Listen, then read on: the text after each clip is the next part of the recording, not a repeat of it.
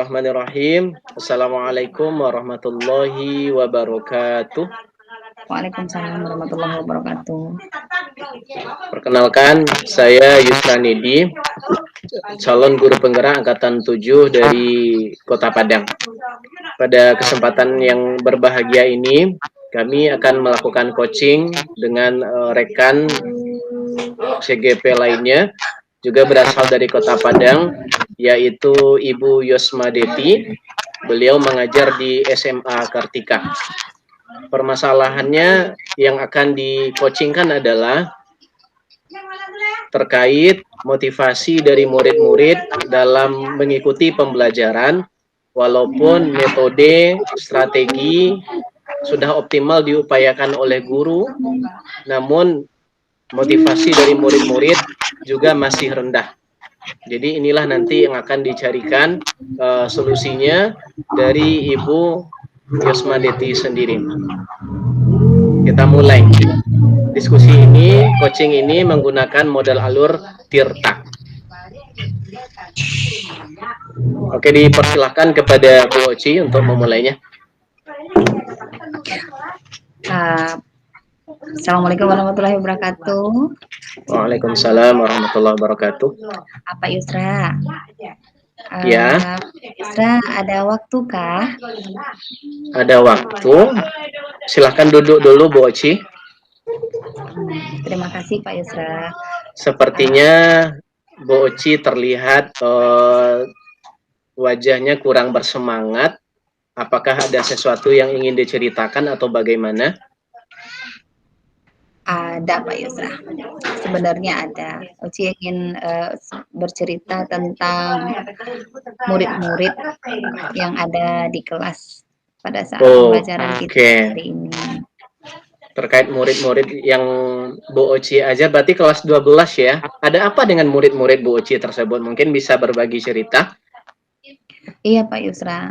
Di akhir-akhir ini Oci merasa banyak di antara murid-murid Oci yang kurang termotivasi dalam belajar. Ini khususnya fisika ya Pak Yusra, karena Oci mengampu mata pelajaran fisika. Mereka terkesannya bukan menyepelekan, tetapi menganggapnya biasa saja gitu. Padahal rasanya kita sebagai guru sudah mencoba menerapkan apa yang kita dapat dari guru penggerak selama ini, mulai dari metode, strategi, dan cara pemilihan pembelajaran yang menarik untuk mereka agar tercipta suasana kelas yang menyenangkan dan pembelajaran lebih bermakna. Tetapi hasilnya cuman dilihat hanya beberapa orang juga yang masih antusias. Masih ada juga yang mereka bermain-bermain, masih ada juga yang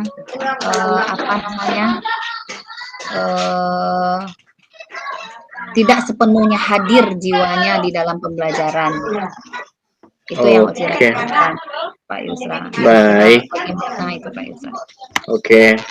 Jadi Bu Oci merasa pembelajaran yang dilakukan di kelas itu sudah optimal, metodenya sudah bagus, strateginya juga, ilmu-ilmu yang didapatkan di program guru penggerak juga sudah diterapkan begitu.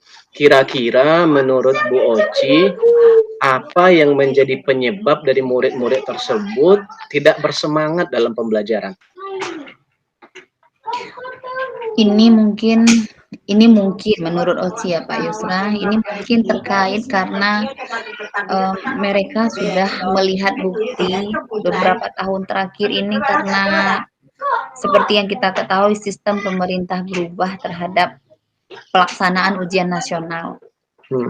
Jadi di kelas 12 mereka menganggap karena ujian nasional ini tidak ada, otomatis mungkin merasa mereka ini boleh lebih agak bersantai sedikit gitu, boleh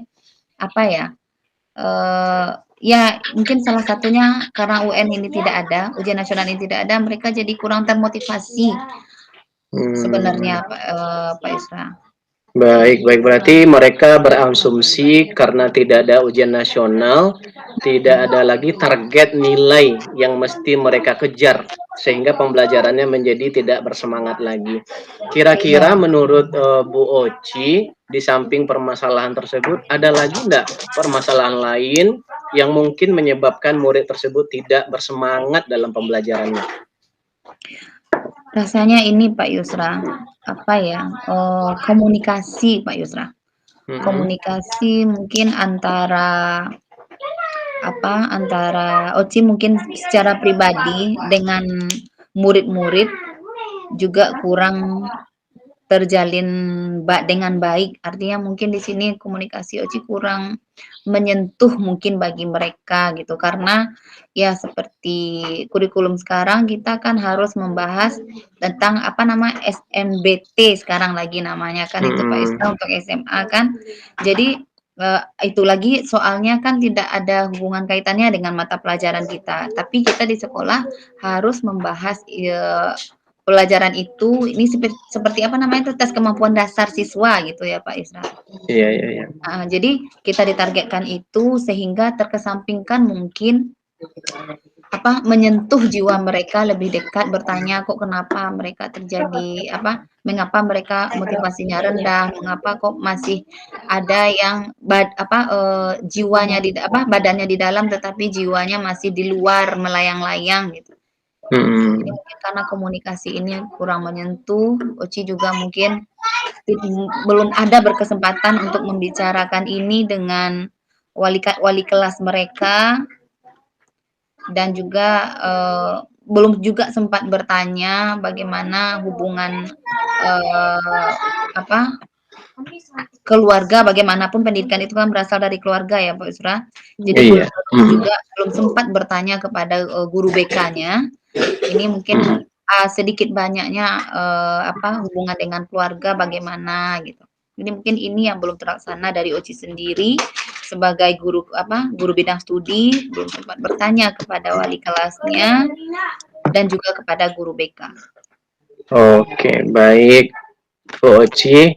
Dari apa yang telah Bu Oci jelaskan barusan, boleh saya simpulkan, sepertinya ada dua masalah utama yang menyebabkan murid-murid di kelas Bu Oci, di kelas 12 pada mata pelajaran fisika, kenapa mereka tidak bersemangat? Yang pertama dari percakapan kita barusan, karena asumsi dari murid-murid itu sendiri karena ujian nasional itu tidak ada lagi, sehingga beban nilai atau target nilai standar yang mesti mereka penuhi itu tidak ada lagi, sehingga mereka tidak terlalu motivasi lagi serius dalam belajar untuk mengejar capaian nilai tadi karena ditiadakan.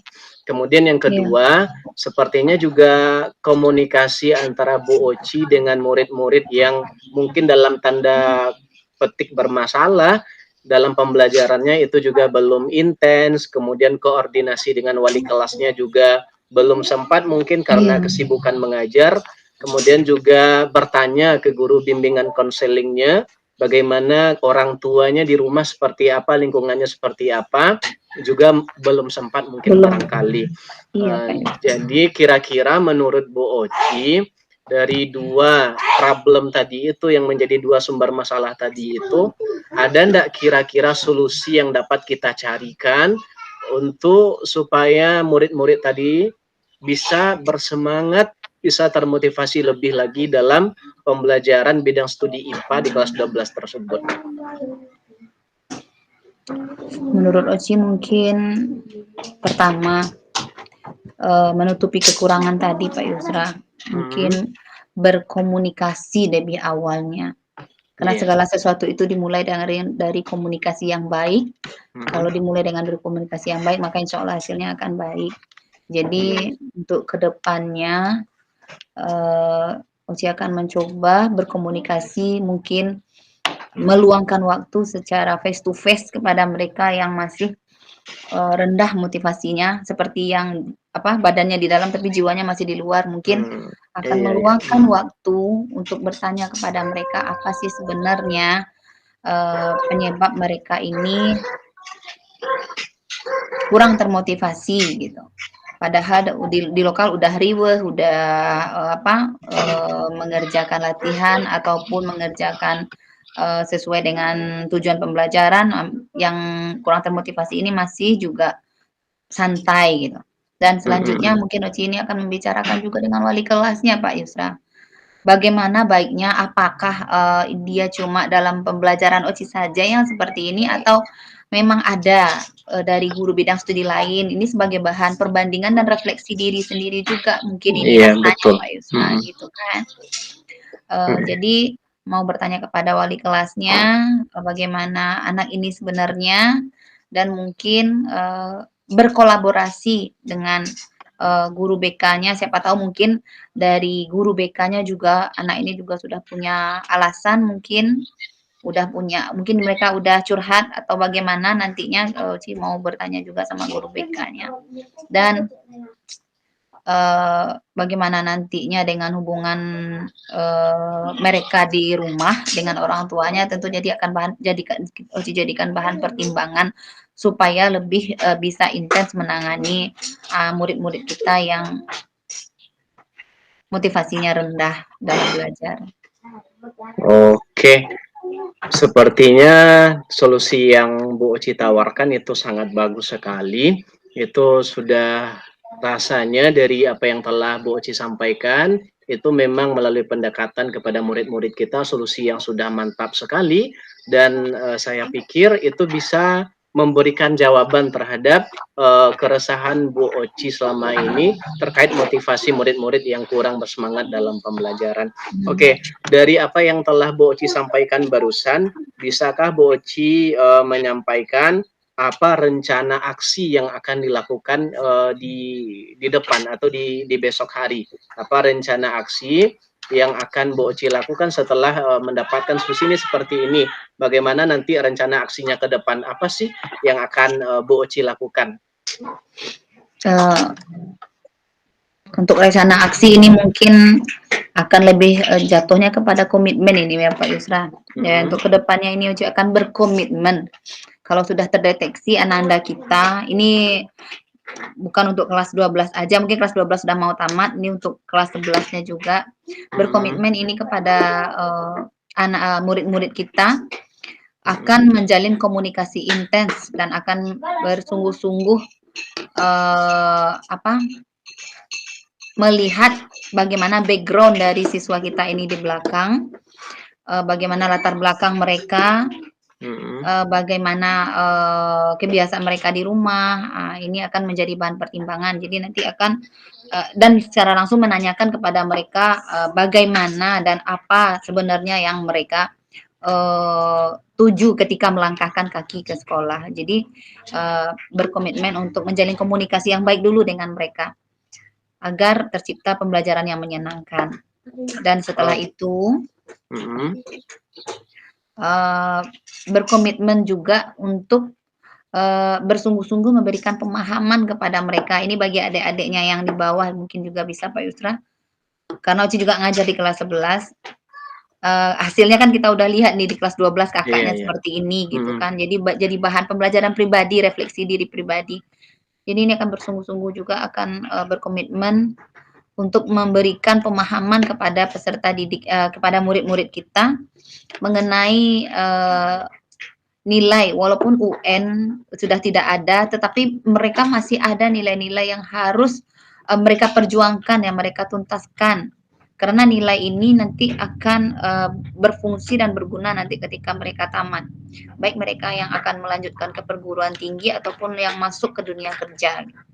Seperti apa, sekarang nilai rapor kan menjadi tolak ukur, kembali menjadi tolak Iya. ukur karena Mhm. UN tidak ada, nilai raporlah tolak ukurnya. Jadi, Mhm. walaupun UN tidak ada, mereka tetap, memperjuangkan, nilai-nilainya karena bagaimanapun nilai rapor mereka juga akan berfungsi nanti, baik mereka menyambung ke tempat perguruan yang lebih tinggi ataupun nanti akan menyambung ke, suatu pekerjaan. Mungkin seperti Oke, itu Pak baik. Yusra. Iya, bagus Bu Oci. Nampaknya Mhm. rencana aksi yang akan Bu Oci lakukan memang membangun komunikasi yang positif, yang betul-betul intens dengan murid tadi sehingga akar dari permasalahan tersebut dapat dicarikan jawabannya, mereka dapat termotivasi lagi dalam mengikuti kelas berikutnya. Kemudian Bu Oci, kira-kira komitmen seperti apa yang akan Bu Oci lakukan terhadap rencana tadi, dan siapa kira-kira yang dapat membantunya dari komitmen tersebut untuk mewujudkannya? Untuk mewujudkan komitmen itu tentu Oci butuh kerjasama dan kolaborasi dari semua stakeholder yang terkait. Yang pertama itu pasti wali kelasnya. Pasti tujuan pertama adalah wali kelasnya gitu kan. Karena bagaimanapun tentu wali kelasnya yang lebih tahu bagaimana karakter si anak. Tentu wali kelas yang lebih sering intens berkomunikasi dengan keluarganya. Jadi kerjasama dari wali kelas, guru BK, dan orang tuanya sendiri. Kapan perlu ini Pak Yusra? Kapan perlu mungkin rasanya ada suatu wadah yang menaungi pertemuan antara wali-wali kelas dengan orang tua. Iya, yang mungkin selama ini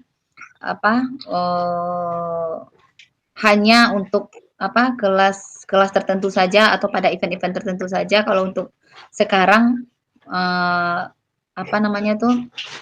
diusulkan ada sebuah wadah yang menaungi pertemuan antara wali kelas dengan orang tua.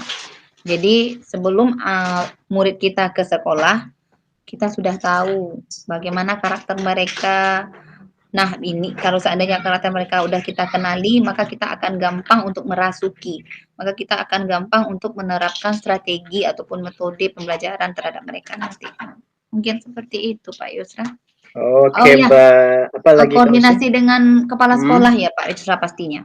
Iya, koordinasi dengan pimpinan berarti ya. Dengan pimpinan, kepala sekolah, Bapak Waka-Waka juga. Semuanya, Pak Yusra. Oke. Dari penjabaran Bu Oci barusan, saya yakin Bu Oci pasti bisa menerapkan rencana aksi tersebut dan mencari solusi dari permasalahan tersebut dapat selesai dengan baik, dan murid-murid tersebut dapat semangat lagi memahami konsep pendidikan seperti apa. Bagaimana perasaan Kak Oci sekarang, Bu Oci sekarang setelah kita melaksanakan sharing pada kesempatan kali ini? Senang Pak Yusra, senang rasanya, lega. Alhamdulillah, yang selama ini terpendam bumerang gitu jadi di dalam diri kan, takut menyampaikan, takutnya nanti orang salah menilai karena Oci yang nggak bisa ngajar gitu kan, atau nanti kok anak seperti itu kan, masih ada polemik orang yang berpikir sesalah-salahnya anak pasti salah orang tua. Jadi kalau dalam kelas sesalah-salahnya murid, ini pasti gurunya nih yang bermasalah. Takutnya nanti kayak gitu. Tapi dengan adanya kita sharing Pak Yusra, rasanya gimana ya? Ada sesuatu yang lepas gitu. Ada beban yang udah copot, rasanya lega lah pokoknya Pak Yusra. Alhamdulillah. Berarti sharing kita pada kesempatan kali ini mungkin sampai di situ. Mungkin Bu Oci ada kegiatan lain, Yusra pun juga ada kegiatan lain, mungkin ada kelas yang akan diajar berikutnya. Mudah-mudahan kita semua semangat terus dalam mencerdaskan generasi bangsa menjadi guru yang sesungguhnya. Terima kasih Bu Oci. Terima kasih Pak Yusra sarannya. Terima kasih cerita-cerita ringan kita.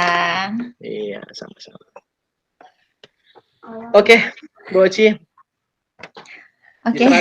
Yusra yang menjadi kocele. Aduh. Oke. Ada Bu Wiwi. Ada Bu Wiwi. Assalamualaikum Bu Wiwi. Oke Pak Yusra. Kita mulai aja. Oke. Waalaikumsalam, lanjut aja. Perkenalkan dulu. Lanjut. Kita lanjut ya Bu Wiwi. Kita lanjut ya Bu Wiwi ya. Mantap. Ya. Oke, ya, dari seperti tadi Bu Oci. Perkenalkan. Assalamualaikum warahmatullahi wabarakatuh. Waalaikumsalam warahmatullahi wabarakatuh. pada kesempatan kali ini kami dari kelompok 2 akan melakukan coaching yang kedua. Saya sendiri Yosmadeti dari SMA Kartika 15 Padang, dan rekan saya Bapak Yusranedi dari SMP 31 Padang. Coaching kali ini terkait mengenai permasalahan dari Bapak Yusra tentang sholat zuhur berjamaah di sekolah beliau. Sholat zuhur berjamaah di sekolah beliau ini sudah terprogram, tetapi kurang dibersamai oleh guru-guru atau rekan-rekan guru yang lain, sehingga sepertinya sholat berjamaah, zuhur berjamaah ini sudah menjadi tanggung jawab dari guru PAI. Jadi untuk selanjutnya kita akan mencoba melakukan coaching dengan Bapak Yusra dan berusaha mencari solusinya melalui jalur Tirta. Oke, kita mulai ya Bu Oci ya. Oke, silakan Pak Yusra. Selamat sore Bu Oci. Apakah Bu Oci ada waktu? Selamat sore Pak Yusra. Ada Pak Yusra. Sepertinya wajah Pak Yusra kurang bersemangat. Hebat belum Pak Yusra? Iya, sebenarnya seperti ini Bu Oci. Saya ingin bercerita terkait keseharian saya di sekolah, terkait bagaimana pelaksanaan sholat zuhur berjamaah di sekolah saya. Kenapa dengan sholat zuhur berjamaah di sekolahnya Pak Yusra? Iya, seperti ini Bu Oci. Sholat zuhur berjamaah itu merupakan program sekolah, bukan program guru pendidikan agama Islam saja, tetapi sudah menjadi program rutin dari sekolah. Ketika waktu zuhur itu masuk, murid-murid semuanya akan sholat zuhur berjamaah di musala.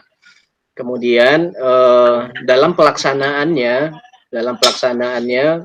kebetulan murid di sekolah saya bertugas di SMP 31 Padang itu berjumlah lebih kurang 752 orang murid. Kemudian sholat zuhur berjamaah itu dibagi ke dalam 2 shift. Jadi dipecah menjadi 24 kelas, ada 24 rombel semuanya. Itu dipecah menjadi 2, berarti shift pertama itu 12 kelas yang sholat zuhur. Nah, kemudian shift kedua ada 12 kelas lagi. Nah, kemudian dalam pelaksanaannya saya selaku guru pendidikan agama Islam dan juga teman-teman guru PAI, ada 4 orang guru PAI di sekolah, itu kami sedikit agak merasakan kewalahan dari pelaksanaan sholat zuhur berjamaah ini. Kenapa demikian? Karena dari sebanyak murid yang ada tersebut, itu kesannya dan nampak juga di lapangan itu lebih dibebankan tanggung jawabnya kepada guru pendidikan agama Islam semata. Kemudian rekan-rekan guru yang lain, mereka ada membantu tetapi tidak begitu optimal dalam mereka membantu, sehingga kami sebagai guru PAI sering jemput bola di musala, anak-anak diurus, kemudian nengok anak di kelas juga jadi bolak-balik jadinya. Jadi agak kurang optimal seperti itu pelaksanaannya Bu Oci. Begitu ya Pak Isra. Iya, 752 anak, banyak juga ya Pak Isra. Iya. Menurut Pak Yusra, kira-kira mengapa guru-guru tersebut kurang membersamai sholat zuhur berjamaah ini? Iya, seperti ini Bu Oci, setelah saya pikir-pikir dan juga teman-teman guru agama Islam yang lain, ternyata waktu sholat zuhur berjamaah itu adalah jam 12:30, jam 12.30 itu bel baru berbunyi, kemudian tentunya guru-guru yang mengajar di kelas atau kita-kita yang berada di lingkungan sekolah, fokus kita terpecah jadi 2 pada waktu itu. Apakah kita akan membantu sholat zuhur berjamaah atau kita akan makan siang terlebih dahulu karena memang berdempet dengan jam makan siang. Dan itu dalam realita di lapangan, ada teman itu membantu ada, tetapi tidak begitu optimal. Setelah mereka memerintahkan anak-anak, murid-murid untuk pergi ke musala, sholat zuhur berjamaah, mereka hanya mengantarkan saja sampai ke musala, memandu sampai ke musala. Tetapi selepas dari itu, mereka kembali lagi ke ruangan guru. Ngapain guru-guru tersebut? Ya mereka makan siang. Karena memang jamnya sudah jam makan siang. Jadi lebih mengutamakan makan siang teman-teman sepertinya. Dan ada juga beberapa teman beranggapan, kami kan sudah mengantarkan sampai ke musala. Itu kan tugas guru PAI lagi untuk step berikutnya. Jadi seperti itu mungkin masalahnya yang nampak, Bu Oci. Kira-kira selain dari jam makan siang, ada nggak hal lain yang terjadi mengapa guru tersebut kurang membersamai sholat zuhur berjamaah, kegiatan positif ini Pak Yusra? Oke. Kalau dipikir-pikir, begini Bu Oci, program sholat zuhur berjamaah itu kan dibantu oleh guru-guru yang mengajar di jam pada saat sholat zuhur berjamaah itu akan dimulai. Artinya guru-guru yang mengajar sampai jam 12.30 tadi itu mereka berkewajiban memandu, memerintahkan anak-anak untuk segera pergi ke musala untuk melaksanakan sholat zuhur berjamaah. Namun faktanya di lapangan guru-guru tersebut hanya mengantarkan sampai ke musala saja tanpa memastikan apakah anak-anak tersebut mereka segera berwudu, segera masuk ke musala untuk sholat zuhur berjamaah. Itu tidak sampai ke sana. Jadi mereka ketika selesai ngajar di jam tersebut langsung memerintahkan anak untuk ke musala sholat zuhur berjamaah. Sesudah itu mereka antarkan sampai ke musala, mereka balik lagi ke ruangan guru. Jadi tidak sampai selesai. Artinya tugas mereka itu kalau sebenarnya tidak sampai selesai.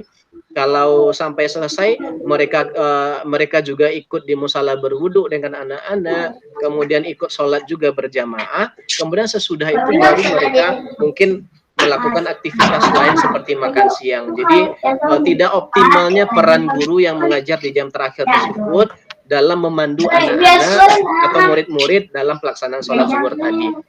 Mungkin seperti itu Bu Oci. Oke Pak Yusra, boleh ditangkap di sini, boleh disimpulkan berarti permasalahannya itu terletak pada waktu sholat zuhur yang bertepatan dengan jam makan siang. Iya betul. Dan guru-guru di jam terakhir yang tidak optimal. Iya. Yang tidak optimal melihat atau memantau murid-murid kita hanya sampai melepaskan tanggung jawabnya mengantarkan murid ke musola dan setelah itu kembali ya Pak Yusra. Iya. Jadi ada dua pokok permasalahan yang Oci tangkap di sini kalau tidak salah. Betul begitu Pak Yusra? Ya betul sekali Oke. Bu Oci. Kira-kira ada nggak Pak Yusra solusi yang tepat menurut Pak Yusra agar pelaksanaan sholat zuhur berjamaah ini lebih optimal dilaksanakan di sekolah?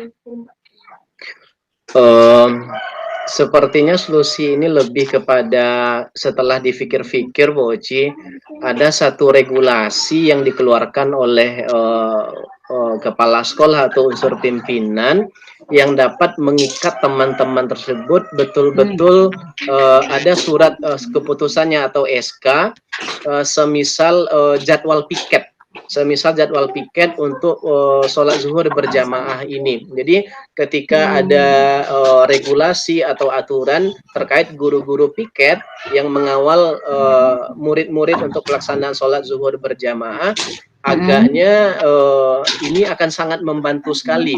Kemudian di aturan yang akan dibuat tadi itu dibunyikan bahwa tanggung jawab guru piket itu memang betul-betul sampai selesai sholat zuhur berjamaah. Itu artinya apa?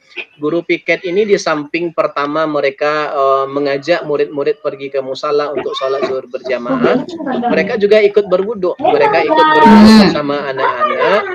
Kemudian selesai berwudu dengan murid-murid, mereka ikut masuk ke dalam musala, ikut sholat zuhur berjamaah.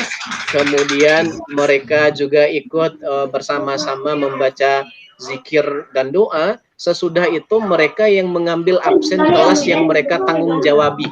Jadi guru piket ini Bapak A misalkan kelas tanggung jawabnya ada 4 kelas. Jadi 4 kelas ini Bapak A tadi yang akan mengambil absensi sholat zuhur berjamaah. Nah, jadi kalau dibuat kelas semisal aturan seperti itu oleh kepala sekolah, oleh unsur pimpinan, maka kami rasa akan sangat membantu sekali dalam pelaksanaan sholat zuhur berjamaah ini, Bu Oci.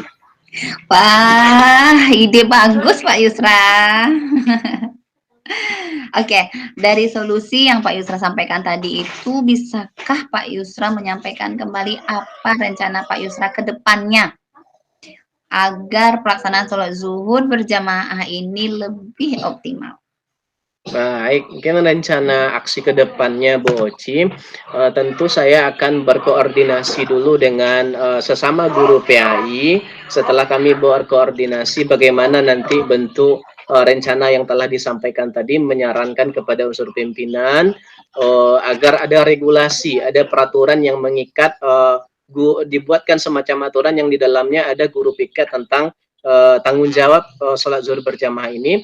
Sesudah berkoordinasi dengan guru PAI, barulah saya nanti akan menemui unsur pimpinan, wakil kesiswaan, dan wakil-wakil yang lainnya, dan juga kepala sekolah untuk berusaha menyampaikan permasalahan ini kepada beliau-beliau tersebut, dan kemudian harapannya dapat segera dibentuk aturan, dikeluarkan regulasi atau aturan yang di dalamnya ada guru-guru piket. Guru-guru piket yang bertanggung jawab selama pelaksanaan sholat zuhur berjamaah dari awal keluar dari kelas sampai selesai mereka nanti mengambil absen kelas-kelas yang mereka tanggung jawabi. Mungkin seperti itu rencana aksinya Bu Oci. Oke, kira-kira komitmen apa yang dapat Pak Yusra lakukan setelah ini, dan siapa yang dapat membantu Pak Yusra dalam menjalankan komitmen tersebut? Baik, komitmen yang akan dilakukan ke depannya adalah bersegera berkoordinasi dengan guru PAI, kemudian berkoordinasi juga dengan unsur pimpinan sekolah supaya regulasi tersebut cepat dikeluarkan sehingga dapat sangat membantu dalam pelaksanaan sholat zuhur berjamaah. Dan kemudian siapa yang dapat membantu? Tentu pertama guru-guru PAI kami berempat, kami berembuk. Kemudian terkait regulasi tentu unsur pimpinan yang dapat membantu, mulai dari wakil kesiswaan, wakil kurikulum, wakil sarpras, kemudian nanti mungkin juga guru bimbingan konselingnya, kami juga bisa bercerita, berbagi ide, dan langsung nanti lanjut kepada kepala sekolah di tempat saya bertugas untuk mengeluarkan regulasi tersebut. Oke. Mungkin seperti itu Bu Oci. Semangat Pak Yusra. Sama-sama, terima kasih Bu Oci. Yakin gagasan yang Pak Yusra jabarkan tadi insya Allah akan berhasil, dan guru-guru ikut serta dalam membersamai kegiatan positif sholat berjamaah ini untuk selanjutnya. Oke, Pak Yusra, bagaimana perasaan Pak Yusra setelah sharing pada kesempatan kita kali ini? Alhamdulillah sangat udah senyum sangat, ini kelihatannya udah hilang kerutan keningnya. Sangat senang sekali, sangat bahagia rasanya. Beban yang ada di pundak sudah berkurang karena sudah berbagi cerita dengan Bu Oci pada kesempatan kali ini, dan juga sudah menemukan jalan keluarnya dari sharing-sharing. Ternyata Bu Oci dengan bagusnya memandu saya sehingga solusi dari permasalahan tersebut ternyata dapat saya carikan sendiri. Ternyata setelah sharing dengan Bu Oci, kan ternyata ada loh jalan keluarnya melalui panduan dari Bu Oci barusan. Terima kasih banyak Bu Oci. Sama-sama Pak Yusra, amin. Mudah-mudahan sholat berjamaah zuhur berikutnya semua guru membersamai anak-anak kita untuk kegiatan yang berpahala ini. Amin, terima kasih Bu Oci. Sama-sama Pak Yusra. Assalamualaikum. Waalaikumsalam warahmatullahi